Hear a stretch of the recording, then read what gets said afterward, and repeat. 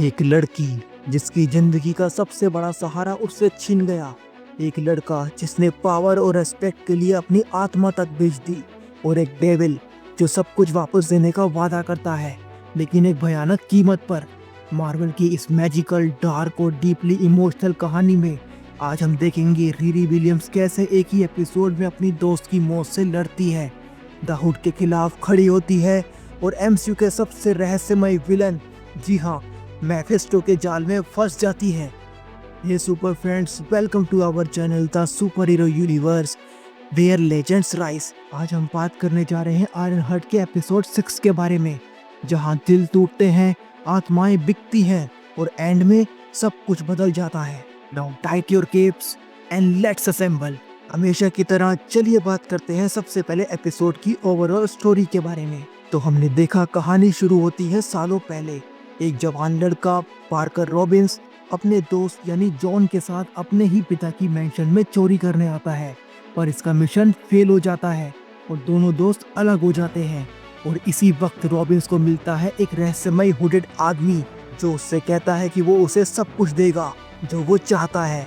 Robins इस deal को accept करता है और बन जाता है द हुड। इसके बाद एपिसोड आता है आज के टाइम में, यानी प्रेजेंट में, जहां रॉबिन्स अपने पिता की बिजनेस और मैंशन का मालिक बन चुका है, पर उसके साथ सिर्फ एक बंदा है और वो है जैक स्टेन, जो अब उसके कंट्रोल में है। रॉबिन्स ने सब कुछ पा लिया, पावर, मनी, कंट्रोल, पर फिर भी उसके अंदर एक खालीपन है। वो महसूस करता है कि जिस डील को उसने सालों पहले किया था वो अधूरी है। दूसरी तरफ हम देखते हैं रीरी को, जो अब भी अपनी एआई नेटली की मौत को प्रोसेस नहीं कर पा रही। वो नेटली एआई को रिक्रिएट करने की कोशिश करती है, पर फेल हो जाती है। रीरी की फैमिली और फ्रेंड्स उसे सपोर्ट करने की कोशिश करते हैं, पर रीरी उन्हें इग्नोर करके निकल जाती है रॉबिन्स से अपने सवालों के जवाब मांगने। इसके बाद हम देखते हैं रीरी पहुंचती है रॉबिन्स के हेडक्वार्टर पर वहां होता है उसका सामना जैक स्टेन से, जो एक पपेट है रॉबिन्स की कंट्रोल में।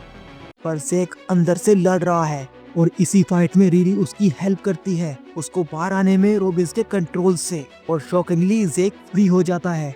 वो खुद को रीसेट करता है और रॉबिन्स का कंट्रोल टूट जाता है। अब आती है वो घड़ी जब रीरी करती है रॉबिन्स से सीधी टक्कर। वो उससे मांगती है उसका हुड, पर रॉबिन्स उसे वार्न करता है। वो कहता है कि इस हुड का एक प्राइस है और रीरी अभी इसके लिए तैयार नहीं है। दोनों के बीच जोरदार फाइट होती है, पंचेस, एनर्जी ब्लास्ट और इमोशनल डायलॉग्स। फाइनली रीरी कामयाब होती है और रॉबिन से उसका हुड छीन लेती है और उसी पल रॉबिन टूट जाता है। वो जमीन पर गिर पड़ता है, एक पस्त बिखरा हुआ इंसान बनकर। पर कहानी यहीं खत्म नहीं होती।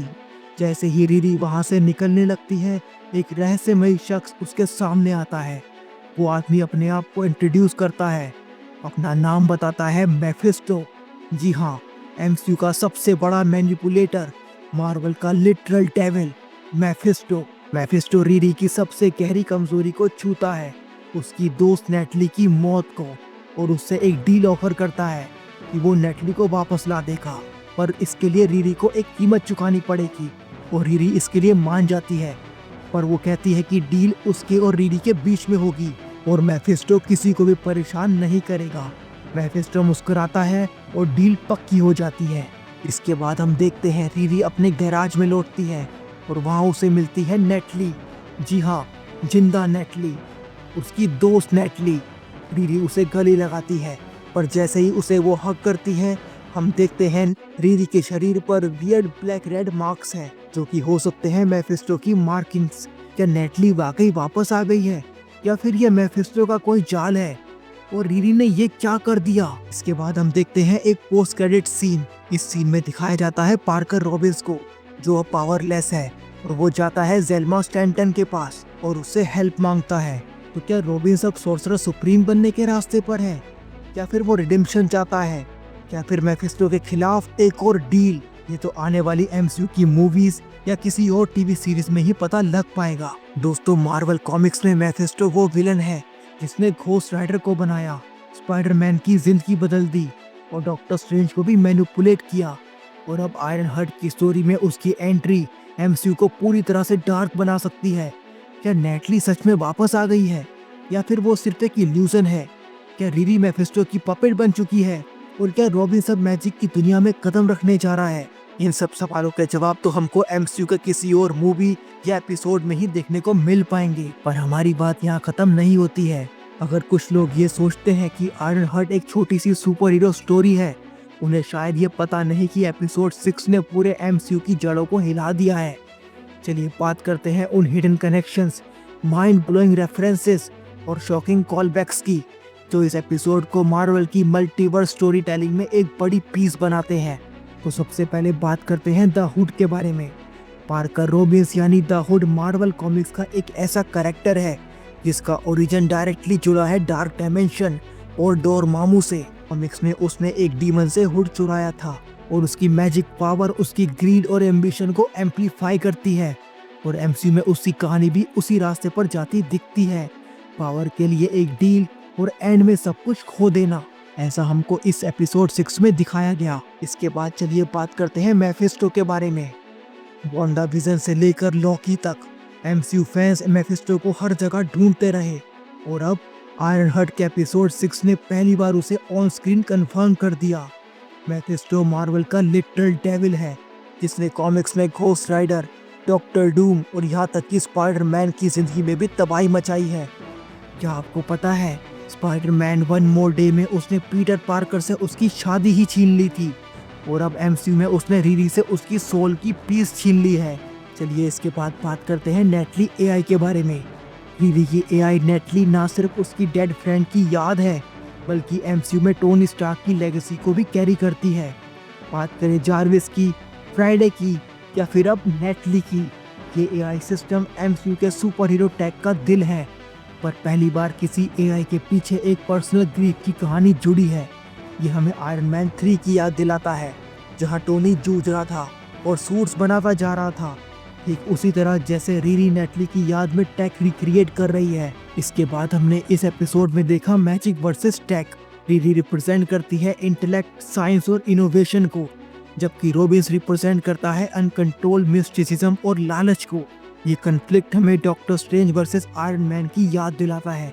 क्या टेक्नोलॉजी मैजिक से लड़ सकती है? आपको क्या लगता है?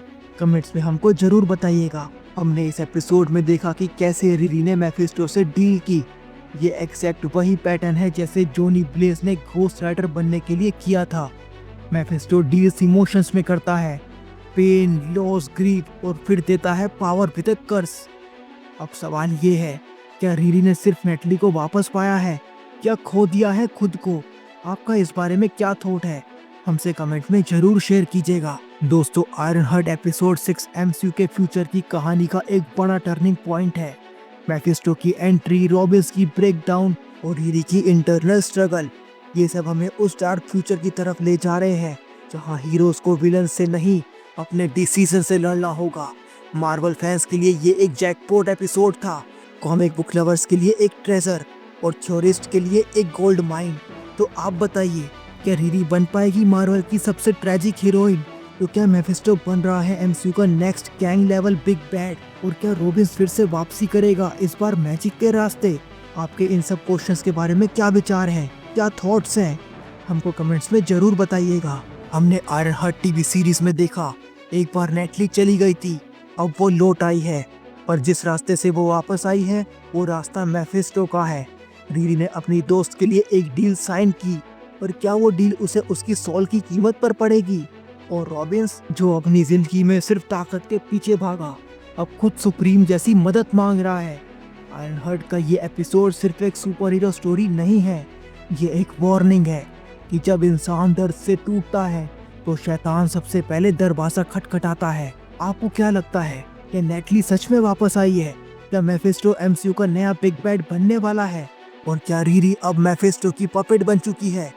कमेंट्स में अपने थॉट्स जरूर शेयर कीजिएगा। अगर आपको ये एपिसोड का ब्रेकडाउन, अगर आपको ये वीडियो पसंद आया हो तो लाइक कीजिएगा, शेयर कीजिएगा अपने सभी सुपर फ्रेंड्स के साथ। अगर आप हमारे चैनल पर नए हैं तो सब्सक्राइब कीजिएगा हमारे channel the super hero universe को। हम मिलेंगे आपसे किसी और सुपर हीरो वीडियो में। तब तक के लिए stay in the crew, we will get you all DC and MCU. Thank you very much, take care of yourself, thank you. और हाँ, हमेशा खुश रहिए।